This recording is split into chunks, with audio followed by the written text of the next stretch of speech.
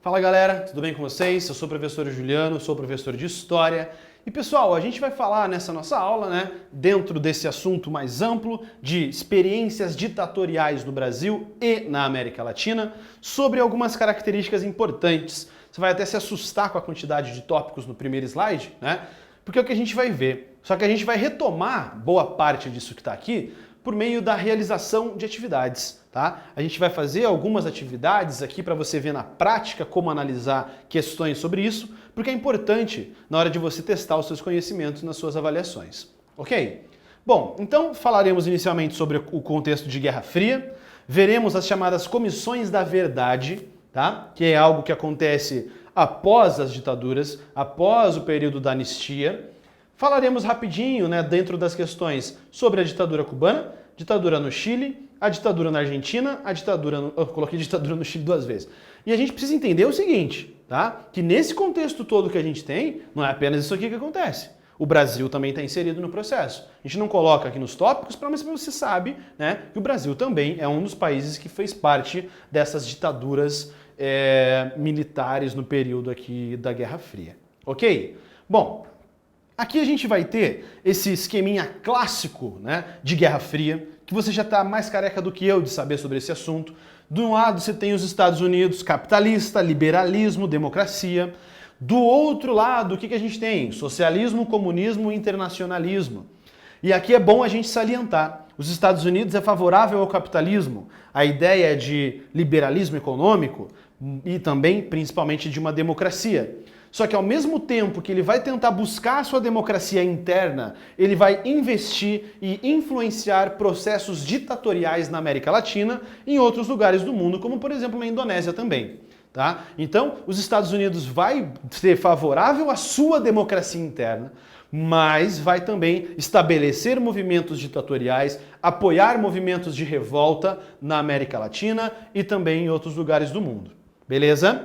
Aqui, do outro lado, no outro aspecto, nós temos a União das Repúblicas Socialistas Soviéticas. Socialismo, comunismo e internacionalismo. Rapidinho diferença entre esses dois. O socialismo é uma etapa até se alcançar o comunismo. O socialismo é o estabelecimento de uma ditadura do proletariado, tomada dos meios de produção, essa revolução pode ser armada para chegar até o comunismo. O que é o comunismo? Pegar a definição clássica do Karl Marx, dentro do manifesto do Partido Comunista, ele fala o seguinte, comunismo é o fim da propriedade privada. Propriedade privada não é sua casa, não é seu carro, não é seu sítio, tua casa na praia. Propriedade privada são os donos, são os meios de produção, as indústrias. É aquilo se transformar em tudo sendo de todos e do Estado. A gente não vai entrar sobre os aspectos referentes a isso, mas só para você saber. E parte das pessoas da União Soviética era favorável ao internacionalismo, levar as ideias do comunismo para todo mundo.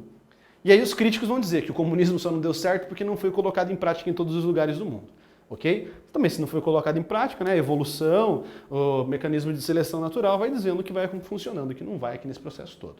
Ok? Aqui as características das ditaduras que a gente tem estabelecidas na América Latina. Mas o que a gente precisa focar, antes de seguirmos para as nossas atividades, é a gente falar um pouquinho sobre as comissões da verdade.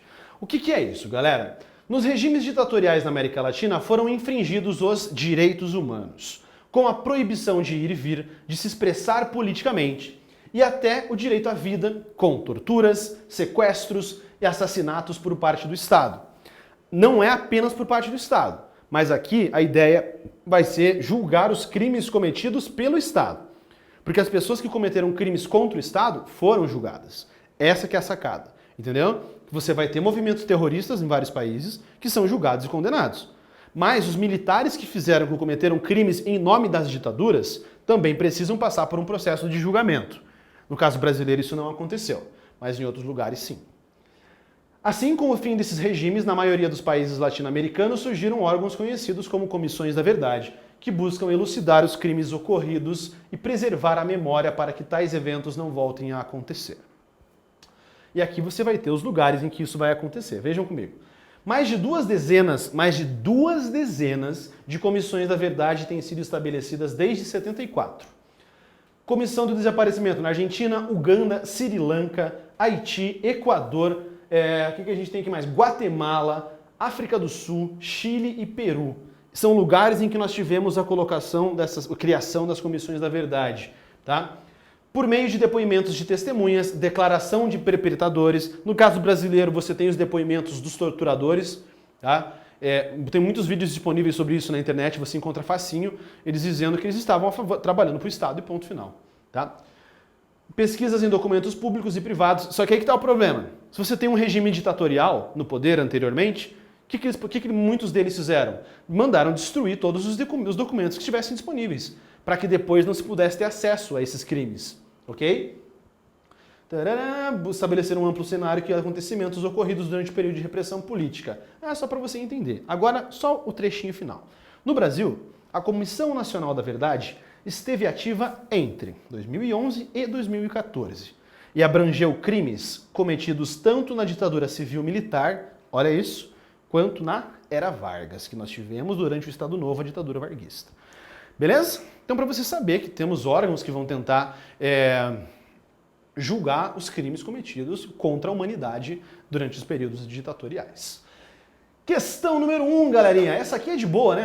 Por que a relação entre Estados Unidos da América e Cuba entrou em crise durante a Revolução Cubana?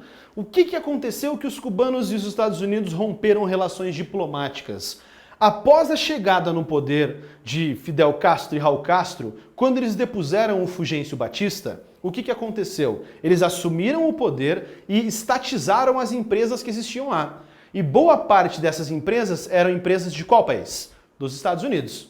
Quando eles estatizam as empresas dos Estados Unidos, ocorre em seguida uma tentativa de invasão de Cuba, na chamada Bacia dos Porcos, né? A Baía dos Porcos, em que os Estados Unidos tentam invadir com um movimento de guerrilha a Cuba. Não acontece. E aí, então, a partir disso, os Estados Unidos vai romper relações diplomáticas com os Estados Unidos. Né?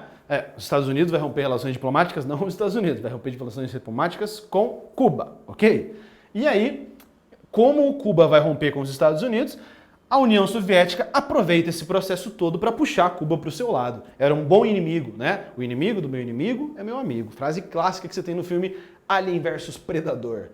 Por que as medidas econômicas adotadas por Salvador Allende foram consideradas uma ameaça comunista? Você tem que saber o que Salvador Allende fez. O que ele fez? Reforma agrária, cerca de 80% das propriedades improdutivas foram redistribuídas para camponeses, totalmente comunista essa ideia dele. Ele vai tomar conta, ele vai estatizar empresas estrangeiras, as minas que extraíam lá os seus produtos, tá? Isso já é suficiente para a gente considerar ele sendo comunista. E aí os Estados Unidos apoia o Augusto Pinochet e estabelece o golpe em 11 de setembro de 73. Beleza? Continuando. Questãozinha número 3. Diferencie as experiências socialistas cubana e chilena. Vamos lá. Temos várias diferenças que a gente pode colocar aqui. Primeiro, como que o socialismo chegou ao poder em Cuba? Por meio de uma revolução nacionalista que posteriormente se tornou socialista. Já o socialismo chileno chega ao poder, né, com o Salvador Allende por meio de eleições democráticas. O Salvador Allende é eleito e chega ao poder. E já tem uma ideia socialista antes de chegar ao poder. Outra diferença importante que a gente pode considerar, né? E outra coisa, Cuba, até os dias de hoje, é uma ditadura socialista. E o Chile não, o Chile tem a sua abertura comercial e política a partir, democrática, por que não, a partir da década de 90. Né? 4. Como explicar a participação dos Estados Unidos na América, um país democrático, nos golpes e nas ditaduras latino-americanas? Como é que a gente pode explicar isso? Você pode colocar assim, os Estados Unidos, buscando defender os seus interesses do liberalismo e sendo contrário aos interesses soviéticos, estabeleceu essas ditaduras no poder. Ou seja, os Estados Unidos faz isso para não permitir que esses países se tornassem possíveis novas Cubas, né? Possíveis regiões de redutos comunistas e que, quem sabe, o comunismo tomasse conta de toda a América, né? Aquele chamado efeito dominó. Um país vai virando comunista, outro vai virando, assim por diante, até que todos se transformassem em comunistas. Esse era o grande medo que os Estados Unidos tinham nesse momento aqui, ok? Aqui, só um esquemazinho bem rápido para a gente finalizar. Ditaduras e revoluções da América Latina, em um contexto de Guerra Fria. A América Latina foi palco de ditaduras militares, apoiadas pelos Estados Unidos da América. Essas ditaduras militares, como em quais países tivemos essas ditaduras? Argentina, Chile e Paraguai. Argentina com vários governantes das Forças Armadas, Chile com Pinochet, Paraguai com Stroessner. Vamos para o outro lado. A América Latina foi o palco de governos socialistas, como em Cuba, né, com Che Guevara e os irmãos Castro, e na Nicarágua com os sandinistas, tá? Uma revolta socialista que a gente vai ter ali, inclusive tem a Operação dos Contra, financiado pelo Ronald Reagan, que vai agir contra os sandinistas aqui na Nicarágua. Governos socialistas apoiados por quem? União Soviética, que também apoiou o Salvador Allende no Chile. Beleza, galera? Então a gente finalizou aqui esses aspectos referentes à ditadura cubana, à ditadura no Chile, à ditadura na Argentina e à ditadura no Brasil em alguns aspectos que a gente citou. Beleza? Eu sou o professor Juliano, forte abraço para vocês, até a nossa próxima aula. Tchau!